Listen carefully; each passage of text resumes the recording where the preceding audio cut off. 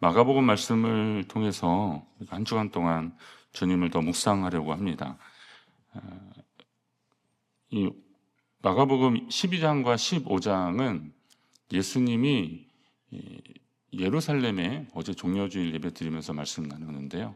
예루살렘에 들어가시고 나서 있었던 일들을 한 주간을 이렇게 예수님 행적을 따라서 기록한 그런 책입니다. 그렇기 때문에 여기에는 어떤 사건만 있었던 것이 아니라 예수님이 제자들과 함께 나누신 말씀들, 또 예수님을 따르는 무리들에게 해주시는 그런 말씀들도 이렇게 잘 나와 있습니다. 그래서 그 한 주간 동안에 예수님의 심정이 어떠셨을까? 그리고 또 예수님을 따르는 사람들, 그리고 예수님 주변에 예수님을 제자들처럼 예수님을 따르는 사람들도 있었지만 그 예수님을 못마땅해 해서 어떻게 하든 기회를 봐서 죽이려고 했던 그런 사람들도 있었습니다. 그래서 그런 사람들의 이야기도 함께 보고 또 나중에 보면 이제 빌라도 총독 같은 경우에 어떤 마음으로 예수님을 대했는지, 그리고 왜 그에게 그런 판결을 내렸는지, 이런 내용들을 함께 보면서 오늘 우리 속에 있는 주님을 향한 마음, 그리고 또 세상이 주를 보는 마음들, 이런 것을 한번 살피는 한 주간인데요.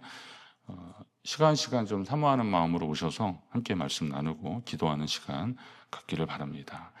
예수님이 오늘 첫째 날 포도원의 비유를 통해서 예수님이 사실은 자기 자신을 소개하고 계시는 겁니다. 포도원 비유 여러 가지 있잖아요.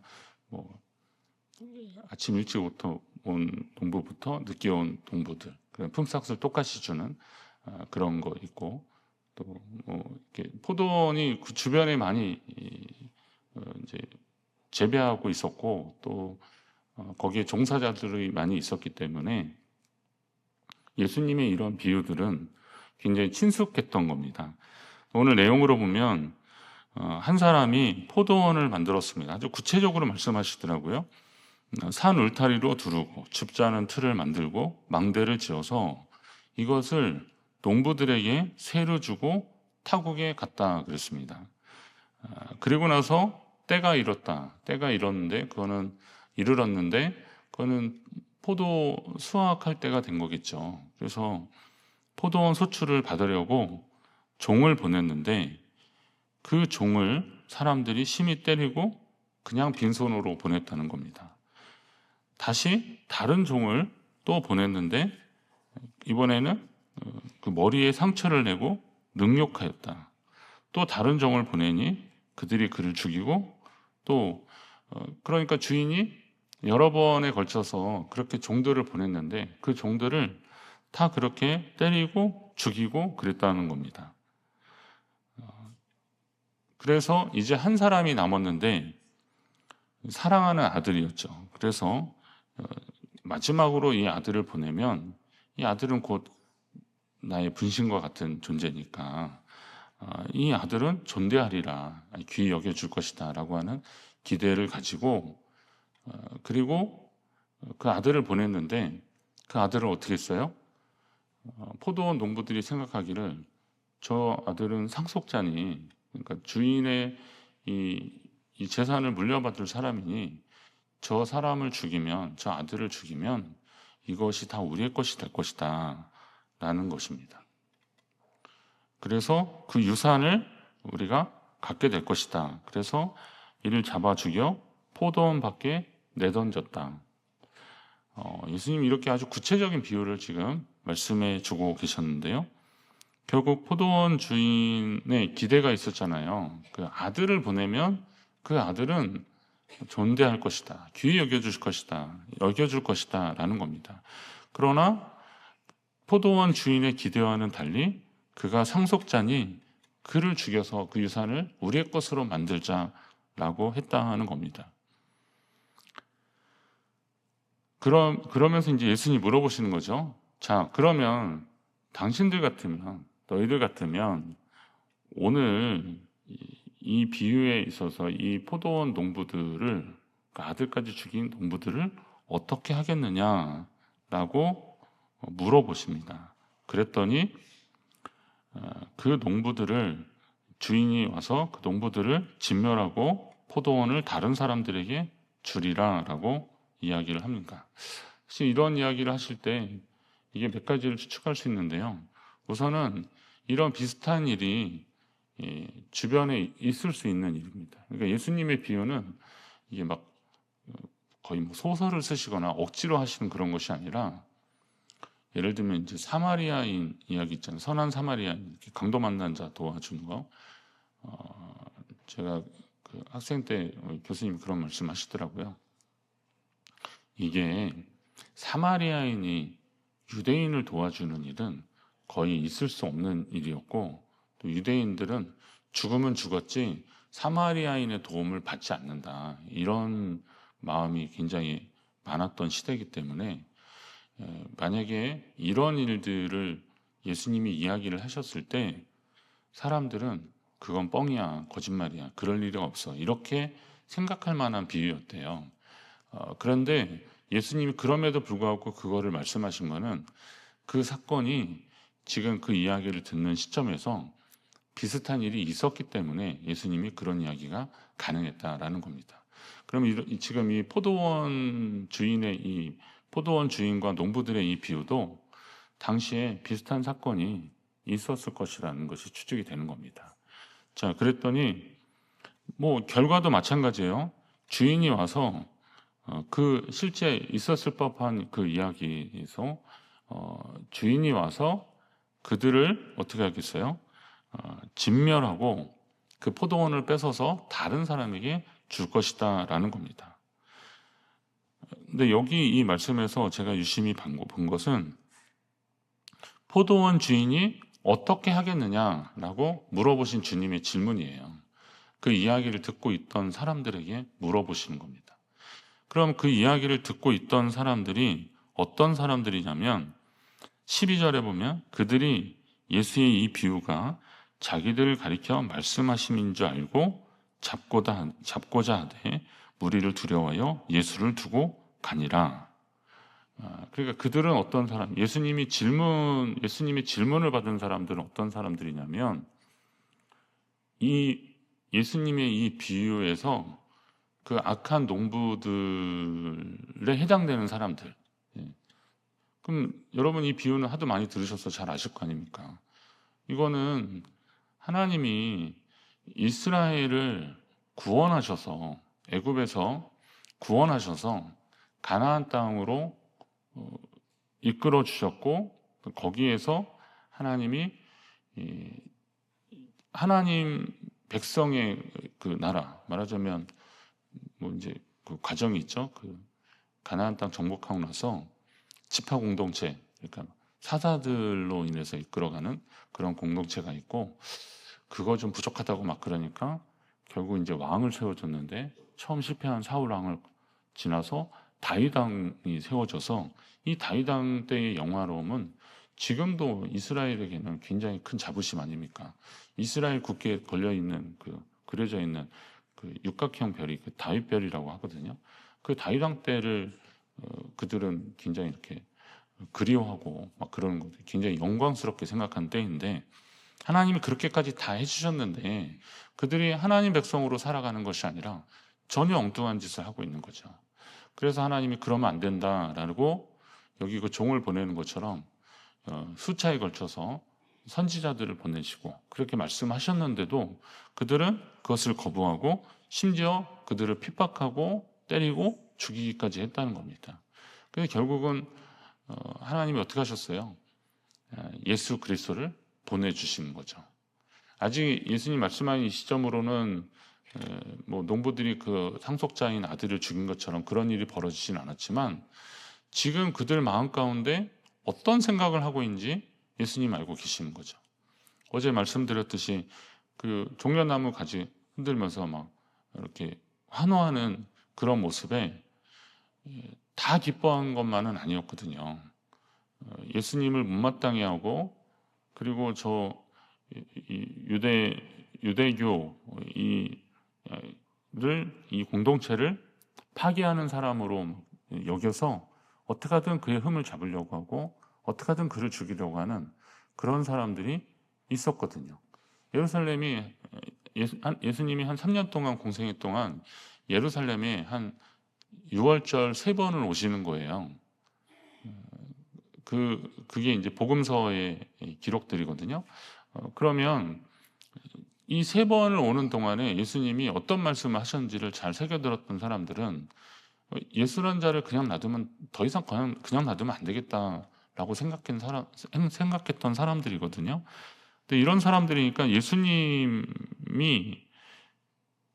지금 예루살렘에 들어오시는 걸 보고 이제는 더 이상 그냥 놔두면 그에 따르는 무리들이 너무 많고 이거 그냥 놔뒀다가는 우리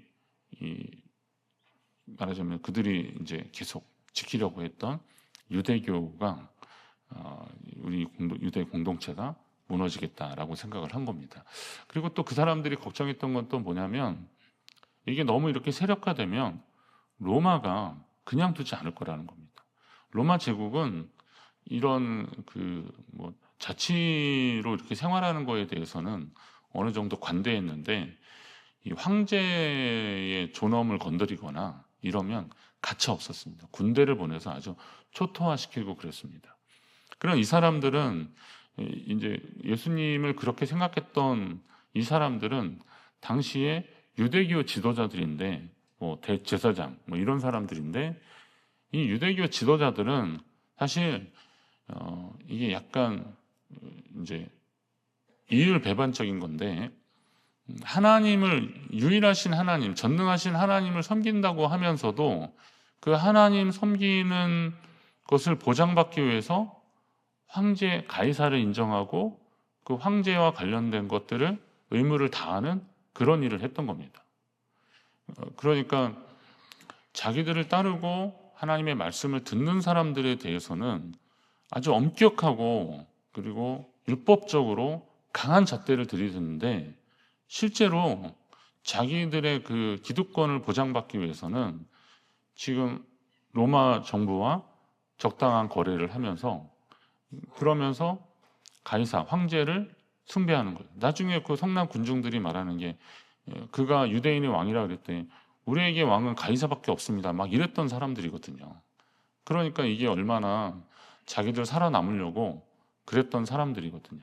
그러니까 예수님을 따르는 무리들이 점점 많아지니까 괜히 그랬다가 로마가 이 유대를 완전히 초토화시키면 그나마 우리가 보장받고 있었던 이 자리까지 놓치게 될 것이다 라는 생각으로 이 예수라는 존재는 그들에게 있어서는 굉장히 위협적인 존재였다는 것입니다. 예수님은 그걸 아셨죠. 그래서 물어보시는 거예요. 어떻게 하겠느냐? 너희들 같으면 포도원 주인이 당신들이 포도원 주인 같으면 이 농부들을 어떻게 하겠느냐? 그랬더니 그 선한 사마리아인 이야기에서도 물어보시거든요. 이웃에 대한 이야기를 하셨는데 그러니까 그럼 누가 이웃이겠느냐? 그랬더니 거기에 대답할 때도 흥미로운 게 사마리아 사람입니다. 이렇게 말하지 않아요. 뭐라 그래요? 도움을 베푼 사람이라고, 도움을 준 사람이라고 그렇게 얘기해요. 그들은 사마리아인이 그 강도 만난 유대인을 도와준 것을 인정하고 싶지 않았던 거예요. 그러나 사실이 그러니까 그래서 누가 그의 이웃이냐 그랬더니 도움을 준 사람이라고 그렇게 말하는데 이들도 이 사람들이 많은 이 상황에서 그렇게 대답할 수밖에 없는 상황이죠. 결국은 그 농부들을 진멸하고 포도원을 다른 사람들에게 줄 것이다 라고 그렇게 답합니다. 그렇지만 답하고 나서 보니까 뭐예요? 이거 우리를 요즘 표현하면 우리를 디스하는 말이구나. 우리를 책망하는 말이구나. 아니나 다를까 예수님 그런 말씀하십니다. 너희가 성경의 건축자들이 버린 돌이 모퉁이의 머릿돌이 되었나니 이거 아주 우리 많이 읽는 말씀 아닙니까? 건축자들이 이렇게 뭐 기초를 쌓거나 뭐 할 때 좀 이거는 좀 아니다 그래서 이렇게 옆으로 비켜놨는데 나중에 이제 그 건물의 머릿돌 우리 교회 머릿돌 어디 있는지 아십니까? 지금 이 십자가탑 이렇게 싼이라고 그게 이제 가려졌는데 저희 1층에 있습니다. 그 계량기 앞쪽에서 이렇게 잘 보시면 거기 머릿돌이 있습니다. 그러니까 그 머릿돌을 만들었다는 거예요. 결국은 사람들은 그 건물의 이력이나 그런 걸 볼 때 머릿돌을 통해서 보듯이, 그러니까 그 건물을 상징하는, 그 건물을 표시하는 그런 재료가 된다는 겁니다. 아마 이리 치고 저리 치고 그랬을 거예요. 뭐 통행에 방해도 되고 그러니까 별로 중요하게 생각하지 않았을 겁니다. 그런데 그게 머릿돌이 딱 되는 순간, 거기에 딱 얹혀지는 순간, 이 건물을 알리는 그런 표시가 되고 그렇다는 것이죠. 자, 그 머릿돌이 되는 그 건축자의 버린 돌이 바로 누구겠느냐라는 겁니다. 오늘 그거는 예수님이 자기 자신을 그렇게 표현하고 있는 겁니다. 지금 이 종교 지도자들은 예수님을 계륵처럼 여기는 거죠. 계륵 아시죠? 이렇게 뭐 맛있어서 먹으려고 그러는데 이렇게 막 이렇게 뼈가 있고 그래서 먹기도 그렇고 안 먹기도 그렇고 막 그렇다는 표현으로 이제 계륵이라고 닭뼈를 그렇게 말하는데, 예수님을 그렇게 여기는 거예요. 혹시나 하고 기대했는데, 오병이어 기적이나 이런 거 보니까 혹시나 하고 기대했는데 이건 좀 아닌 것 같다. 점점 더 위험해진다. 그냥 놔두면 안 되겠다라고 생각하면서 마치 버려진 돌처럼 그렇게 여기셨는데, 예수님이 자신이 그 머릿돌이 되는 존재다라는 것을 좀 비유적으로 이렇게 말씀하고 계시는 거죠. 그러면 이거는 뭐 이제 예수님이 성경을 인용한 말씀이기도 하지만, 그러니까 이 말씀도 그냥 되는 말씀이 아니라는 거죠. 이 말씀이 시편 말씀을 인용한 거거든요.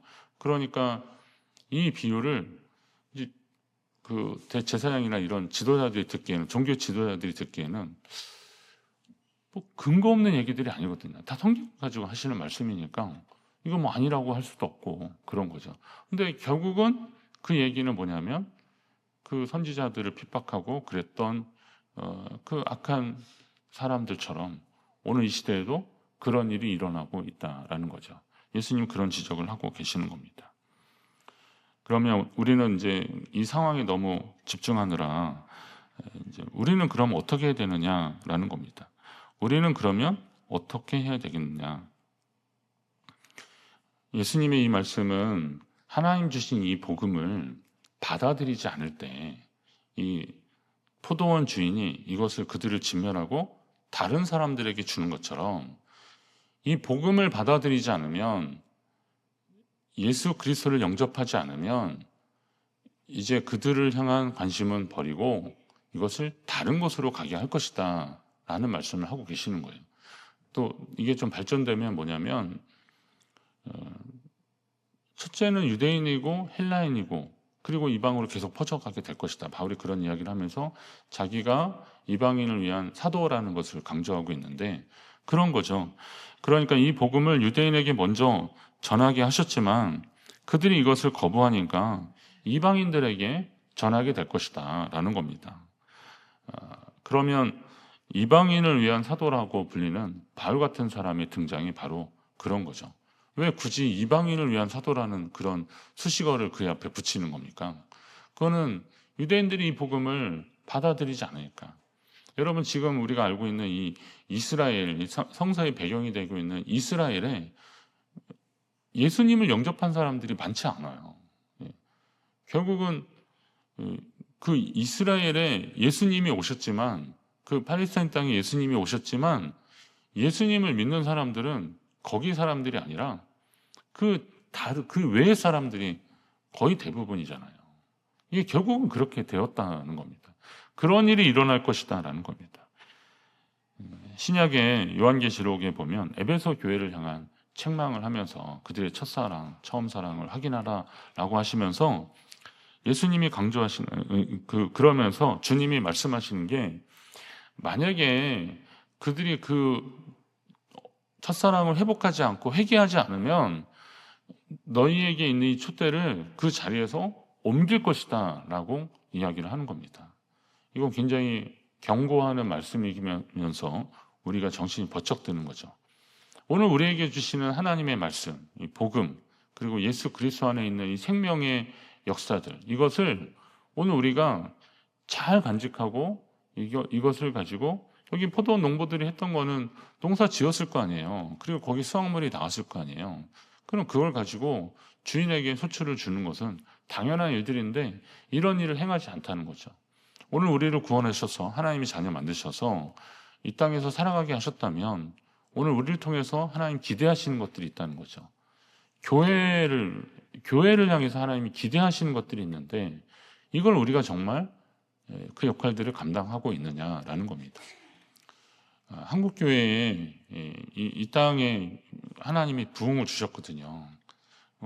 오늘 뭐 제가 이런 패턴으로 계속 이번 주 할 건 아닌데 오늘 꼭 나눌 말씀 같은 가운데 이 어니스트 길보른이라고 하는 선교사 있거든요. 이 미션 투게더 21 여기에 이 길보른 선교사는 성결교회하고는 아주 밀접한 분입니다. 그러니까 19세기 후반에 미국의 그 무디로 인해서 부흥 운동이 일어났는데 그때 은혜 받은 사람들이 이 길보른 선교사도 원래는 뭐 다른 직업을 가진 분이었는데 근데 그때 그 집회에서 은혜를 받고 무디 성서학원을 졸업합니다. 그리고 정식으로 신학을 하고 그리고 목사 안수를 받고 나서 그리고 나서 그가 한 일은 뭐냐면 이 동양 그 당시 이제 일본이 그 개화가 되면서 서양 문물을 받아들이고 막 그러면서 일본이라는 나라에 사람들이 주목합니다. 전통적으로 동양하면 중국이었는데 일본이라는 나라에 주목하기 시작하면서 많은 사람들이 일본에 대한 관심을 가질 때 이 길본이라는 분도 이 카우만이라는 분하고 같이 해서 일본과 이 동양을 복음화시키자. 그래서 동양선교회라는 것을 조직하고 그리고 동경 성서학원 이것을 조직하는데요. 거기에서 그걸 세워서 이제 신학을 가르치는 거죠. 성경 공부 시키고 막 그러는 거죠. 그런데 우리나라의 청년들이 그 원래는 일본에 유학하러 갔다가 거기 동경 성서학원에 가서 공부를 하고 그 뜨거운 마음을 가지고 이 땅에 와서 그래서 복음을 전하기 시작합니다. 그때는 뭐 근데 이게 교회 형태도 아니었고 그냥 복음을 전하는 형태니까 그 마음이 막 뜨거워지는 거죠. 그래서 그 동양 선교회 복음 전도관 이 길보른 이런 분들의 도움을 받아서 그거를 이제 결성을 해서 사람들에게 복음을 전하기 시작합니다. 그게 이제 1907년에 일어났던 일이에요. 그리고 나서 1911년에 한 4년 후에 지금의 그 아현교회 자리 거기에 이제 말하자면 그 우리 그 서울신학대학교 전신인 신학교를 세우는 겁니다. 그리고 거기에서 이제 그 목회자들을 배출하고 그렇게 해서 지금 이제 한국 성결교회가 가능하게 되었습니다. 자신들에게 주신 이 복음을 하나님의 그 생명의 기운들을 그냥 놔두지 않고 주를 위해서 헌신하며 사용했던 사람들, 끝까지 최선을 다했던 사람들, 이런 사람들에 의해서 그때 이제 조직된 그러니까 1907년에 복음이 그 성결교회가 태동하기 시작했는데 1911년에 경성 성서학원이 세워지면서 지금까지 이제 계속 목회자들 배출하고 또 교회가 세워지고 성결교회가 세워지고 그랬거든요. 이런 것을 보면 주님이 다시 결산할 때 물어보시는 거죠. 너 뭐 했냐라고 했을 때 주를 위해서 이렇게 최선을 다했습니다라고 말하는 길보른 선교사 같은 그런 분들이 있었기 때문에 이 땅에 교회들이 세워지고 하나님 나라가 이루어지고 그랬다는 것입니다. 여러분, 반면에 그를 무시했던 그 사람들은 어떻게 되겠습니까?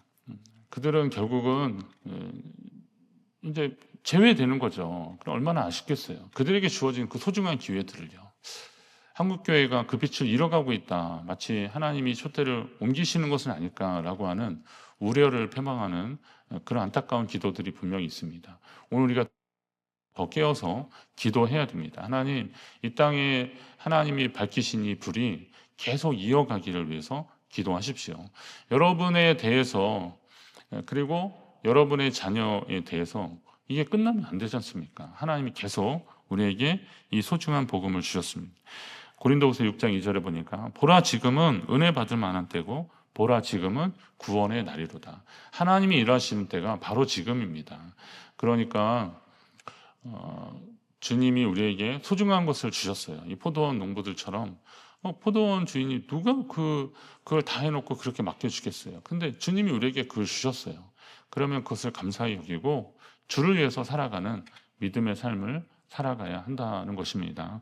여러분, 하나님이 주신 이 복음을 소중히 여기시고요. 이 복음으로 살아가고 그것을 여러분에게 이 복음의 열매가 더 풍성해지기를 간절히 바랍니다. 한 주간 동안 하나님 앞에 이제 기도하며 나오면서 하나님 우리에게 주신 이 생명의 복음들 잘 자라나고 열매 맺게 하여 주시고 이것이 또 우리에게 이런 것들을 주시는 주님의 기쁨이 되게 해달라고 그런 기도하는 시간 되시기를 바랍니다.